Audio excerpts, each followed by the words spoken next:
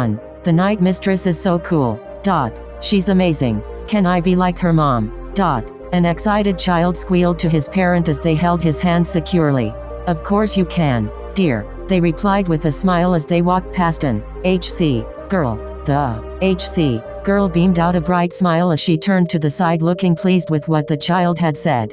Just last night, a hero called the Night Mistress had arrived to save people after a trio of villains attacked innocent civilians. Her identity is still unknown, causing everyone, especially the media, to grow more and more curious about her.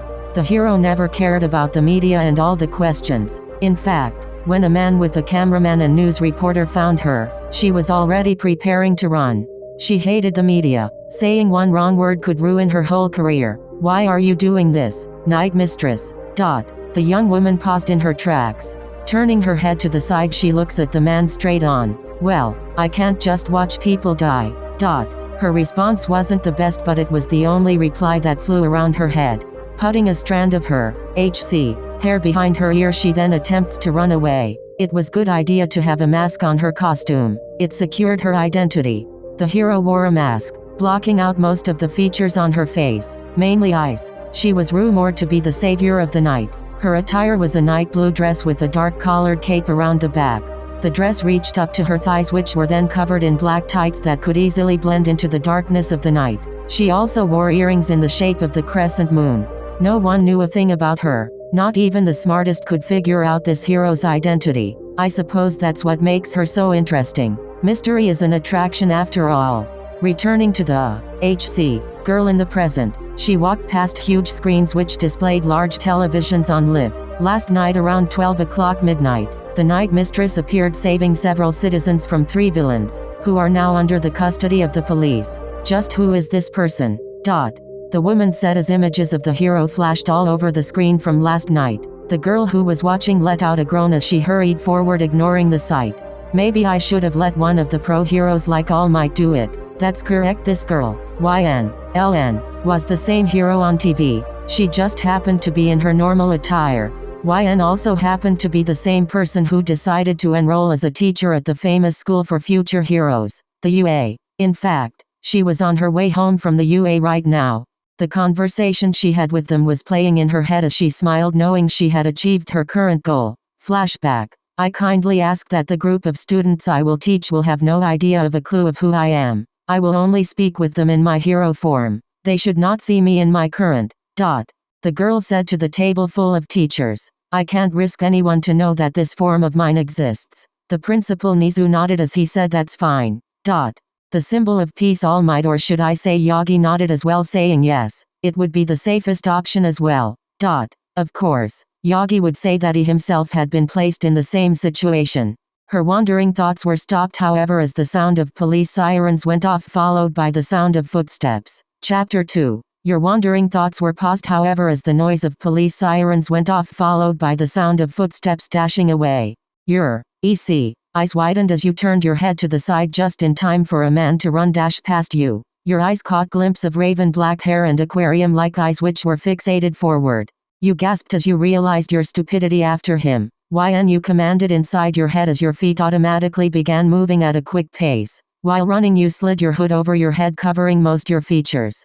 You pulled up the collar as well, so that if the villain happens to have caught a glimpse of you, then he wouldn't know who you are. Safety first, right?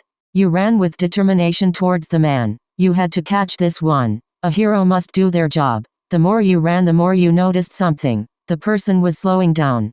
Perfect, you thought as you used your quirk to lift you from the ground and with one blast throwing you at top speed at the villain. It was a stupid move, but what else could you have done at that exact moment? In a matter of seconds, your body clashed with his, sending the both of you toppling over the ground. You heard a grunt of annoyance as you opened your eyes, which had met with the same aquarium eyes from before. The man growled at you slightly as he cussed, rubbing his head. Your brain took a while to process what exactly was happening, but once it did, it flinched up in surprise. Instead of you falling and knocking him out, he had fallen on top of you. Both of his hands were slammed to the ground, both, by now, at either side of your face. You felt your cheeks flush at how close you were with this male, but scolded yourself with those silly thoughts. He was a villain, and your top priority now was to make sure he would get caught for whatever he had done. You observed his face as you studied every detail. There were patches of purple stitched up blocks of skin on his face which had staples printing them together. His eyes were beautiful, a bright shade of blue which you fell in love with almost too soon. His face was also unique and nothing like you had ever seen before. It was usual but not in a bad way. For some reason, it made him look quite handsome. You noticed his lips open as words came from his mouth. Didn't your parents teach you not to stare? He questioned coldly, looking at your masked up face from below. It's rude. You puffed up your cheeks as you looked to the side as you responded. How can I not when you're literally on top of me? You asked, hinting annoyance in your tone. You knew that this wasn't a suitable position for a hero like you, but you had to remain strong. The man tsked at you as he raised his fist. Smoke soon began forming bright blue flames, making your eyes widen in shock and surprise. His eyes were still on you as one of his hand had been placed on your left shoulder. The other hand was right above your face. Now that you've seen me, I might as well kill you. He smirked, yet his voice was still at a monotone-like level. You gulped as you saw his hand come closer and closer to your face. But first, the blue flame in his hand went out suddenly as he reached for your collar, beginning to tug it down as each second passed. Don't. You quietly whisper, if you look at the covered part of my face you'll turn to stone. He looked into your orbs before tugging back down a little. You'll regret it. You added as you began moving your leg, which was under him. He really didn't want to listen, so he just ignored your lies. You were still frozen as your eyes peered into his. He was surprised at you not doing anything physical yet. Despite looking vulnerable, you had a million ideas in your head. You just needed time in order to piece them into a masterpiece.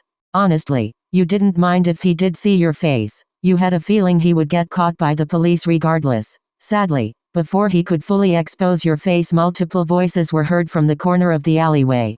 There he is. Don't let him get away this time. He shifted uncomfortably, realizing that the police and heroes had arrived. Shit. The male said from above you. You let out a gasp as he shifted above you, releasing the collar he had an urge to pull off. Your shoulder felt numb after you noticed how hard he was pressing onto it. Before the guy properly left you, he quickly muttered some last words. If you tell anyone about me, I'll kill you myself. Once he got of you, he began running again.